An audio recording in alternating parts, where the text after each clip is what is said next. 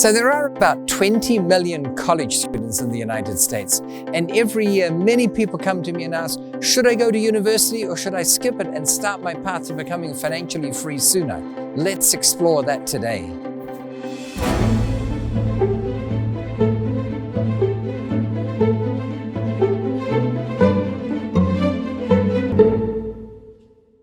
So interestingly, even people who go to college, fully 21% of them already do some freelance hustle as it is.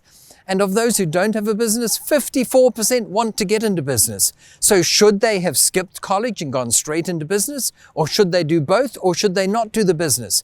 Today, we're here to answer those questions. So as part of this evaluation, we need to look at the cost of education today. And as we're filming this in 2021, the average cost of tuition in America is $53,000. When you add to that board and accommodation, for a four-year degree, you end up at $281,000. That's not nothing.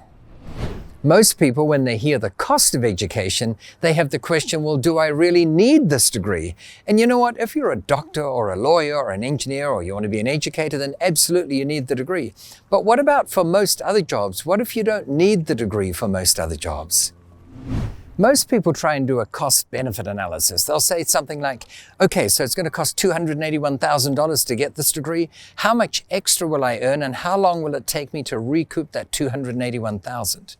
And my answer is, you might be able to do that mathematical equation and figure out the numbers and how many years it will be, but there are some things that are not tangible. You cannot express them in dollar terms.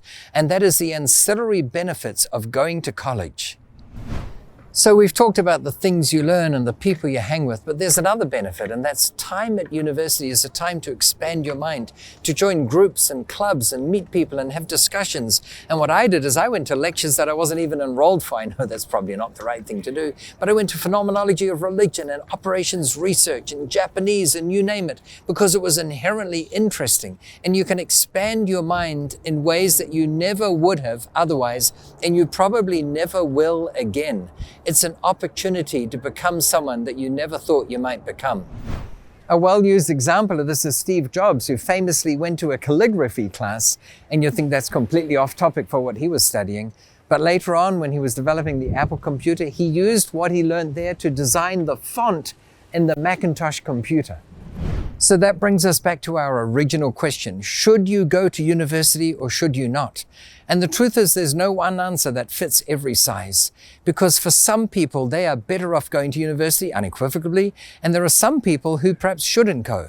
There are famous people like Steve Jobs and the Microsoft guy, Bill Gates, and Larry Ellison of Oracle Computers. They started college and never finished it. But that's not to say that everyone should start and not finish. There are people at university who are investing in real estate. And there are people who've never been, plenty of them, who've done extraordinarily well in real estate.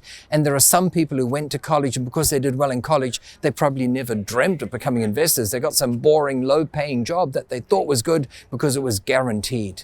Here's the real answer.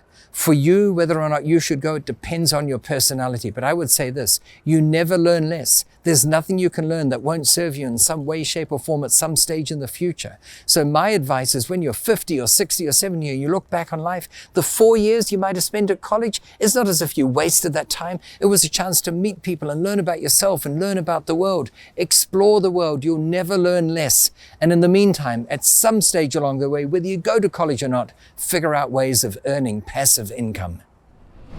So here's the interesting thing. Whatever you do, whether you go to college or not, you can invest in real estate. In fact, that's exactly what I did. I spent 8 years at university, and I've never really worked a day as an engineer because I made my fortune in real estate. And you can do the same. And the great thing is you don't need to spend 8 years at college to do what I did. Did it help me in other areas of life? Probably. Did I find it inherently interesting? Yes, of course. But I still made my fortune and continue to make a fortune in real estate. And I'm here to help you on your way so that you can do the same thing. In fact, one of the many books I've written is called 101 Ways to Massively Increase the Value of Your Real Estate Without Spending Much Money. This will show you how you can enhance properties that you already own or that you're going to and buy at relatively little cost and have a massive increase in the value of that real estate. Get your free copy by clicking on the link and secure your own financial freedom through real estate.